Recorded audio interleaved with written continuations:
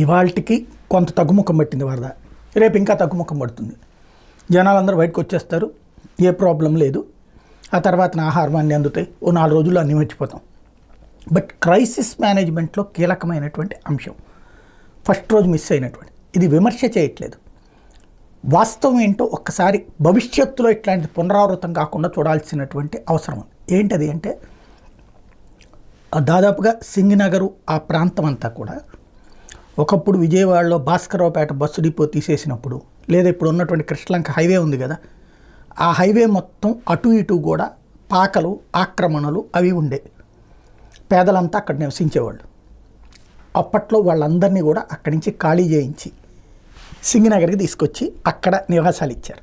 అట్లాగా గాంధీనగర్లో కాలువగట్లు, ఇట్లా దాదాపుగా ఊళ్ళో అన్ని కాలువగట్లు కూడా ఇదివరకు లేబర్ హౌసెస్ వేసుకుని పాకలు వేసుకుని ఉండేవాళ్ళు, అవి అద్దెలకు ఇచ్చేవాళ్ళు, అదొక పెద్ద దందా నడిచి వాళ్ళందరికీ అవన్నీ బాగు చేయడానికి గాను ఇరిగేషన్ ప్రాజెక్ట్స్ అన్నీ కూడా వాటర్కి ప్రాబ్లం రాకుండా, ఎందుకంటే ఈ మురికంతా వెళ్ళి ఆ నీళ్లలోకి పట్టాలి, ఇట్లాంటి ప్రాబ్లం ఏమీ లేకుండా, ప్లస్ ప్రాణాపాయకర పరిస్థితి ఇప్పుడు వరదలు వచ్చినా అవన్నీ, అప్పుడు హైవేలన్నీ నిండిపోయాయి, వీళ్ళందరూ హైవేల మీదకి వచ్చి కూర్చునేవాళ్ళు అనమాట. అలాంటి సిచ్యుయేషన్ లేకుండా ఉండటం కోసం అని చెప్పేసి ఒక పర్ఫెక్ట్ ప్లానింగ్తో అప్పట్లో కార్పొరేషన్ వీళ్ళు కలిసి చేసింది. అక్కడ వాళ్ళందరినీ తీసుకెళ్ళి సింగినగర్లో ఇచ్చారు. సింగినగరు, ఆ పైన వచ్చేటటువంటి ప్రకాష్ నగరు, శాంతి నగరు, కొందావరి కంట్రిక, ఎన్ని రాజీవ్ నగర్, వీటిట్లలో ఒక 60 to 70% ప్రభుత్వం ఇచ్చిన ఇళ్ళు ఉంటాయి. ఒక 20 to 30% అర్బన్ డెవలప్మెంట్ అథారిటీ కూడా ప్లాట్లు అమ్మినవి ఉంటాయి. అవి టోటల్గా ఆ ప్రాంతం అంతా దాదాపు 2-2.5 లక్షల మంది ఆ ప్రాంతంలో నివసిస్తూ ఉంటారు. ఇప్పుడు వాటిట్లలో ప్రజలు కొనుక్కుని కట్టుకున్నటువంటి వాటిట్లలో ఒక 20%, 30% సింగిల్ ఫ్లోర్లు ఉన్నాయి. వాళ్ళు కొంచెం హైక్కే కట్టుకున్నారు. కానీ అంతకుముందు గవర్నమెంట్ ఇచ్చినవన్నీ కూడా నేల బారే ఉంటాయి, నేలకు ఆనుకునే ఉంటాయి. వాటిట్లో కొంతమంది వేరే వాళ్ళకి అమ్మేసుకున్నారు, పట్టా అయినా కూడా అమ్మేసుకున్నారు. అమ్ముకున్నప్పుడు తర్వాత కొనుక్కున్నటువంటి వాళ్ళు అట్లా 2 అంతస్తులు 3 అంతస్తులు షాపుల్లాగా కట్టుకున్న వాళ్ళు ఉన్నారు. అవి ఒక 20% ఉంటాయి.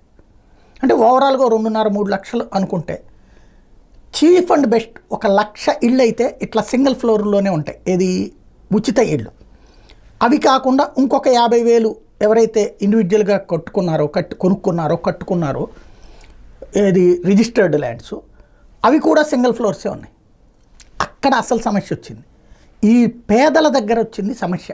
నిజంగా వాళ్ళకి స్టామినా ఉంది కాబట్టి తట్టుకు నిలబడ్డారు కాబట్టి, కానీ 7 నుంచి 8 అడుగుల వాటర్ వచ్చినప్పుడు, ఇళ్లలోకి ఒక్కసారిగా తణుకు వచ్చినప్పుడు ఎక్కడికి వెళ్ళాలి వాళ్ళు? కొంతమంది మధ్యతరగతి ఇట్లాంటి వాళ్ళు ఎదురిళ్లలోనో అట్లాగా యాక్సెప్ట్ చేశారు, సర్దుకున్నారు. వీళ్ళకి అక్కడ ఏదో చర్చికి సంబంధించిందో లేకపోతే గుడికి సంబంధించిందో ఆ ప్లేసుల మీద పైకి ఎక్కగలిగినటువంటి వాళ్ళు ఎక్కారు. కొంతమంది అక్కడ ఉన్నటువంటి ఇతర ఏరియాల వాళ్ళు కూడా యాక్సెప్ట్ చేశారు. బట్ మిగతా వాళ్ళంతా అక్కడే ఉన్నారు, నేల మీదనే ఉన్నారు.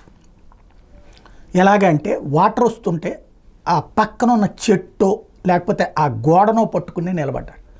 15 మంది ప్రాణాలు కోల్పోవడానికి కారణమైనటువంటిది అదే సమస్య.